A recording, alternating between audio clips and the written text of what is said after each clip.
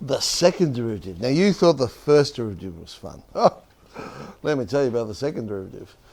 The second derivative, and here's our notations. Y with a double dash, f double dash x, d2 fx dx2, or probably the most common, d2y dx2. It's not the derivative squared, which I think most people, when they first see this notation, they think it's the derivative squared because of the way it's written. But that's not what it means. It just means differentiate the first derivative and you get the second derivative.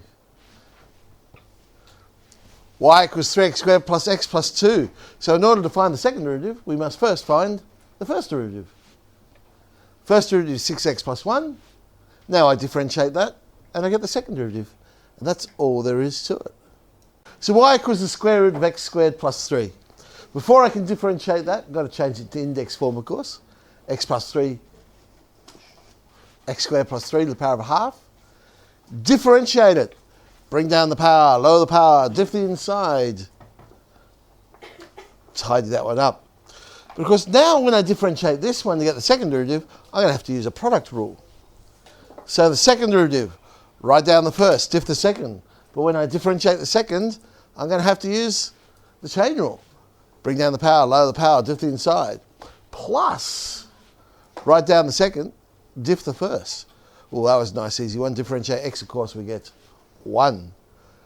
Tidying that up, that's probably how mere mortals would leave it. But no, not us super mathematicians. We have a common factor there. X squared plus 3 to the power of something. But whenever we factorise, it's the lowest power. So the lowest power there is x squared plus 3 to the power of minus 3 on 2. So it leaves me with minus x squared with the first one, and the second one, x squared plus 3 to the power of 1.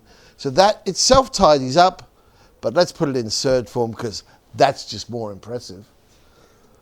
Look at that. 3 on x squared plus 3, the square root of x squared plus 3. There's our second derivative. So did you enjoy that? That little trip into the second derivative? We're going to do 10D. And tomorrow, whoa, the excitement does not stop. Tomorrow we'll see how we use the second derivative. Whoa, I know you can't wait.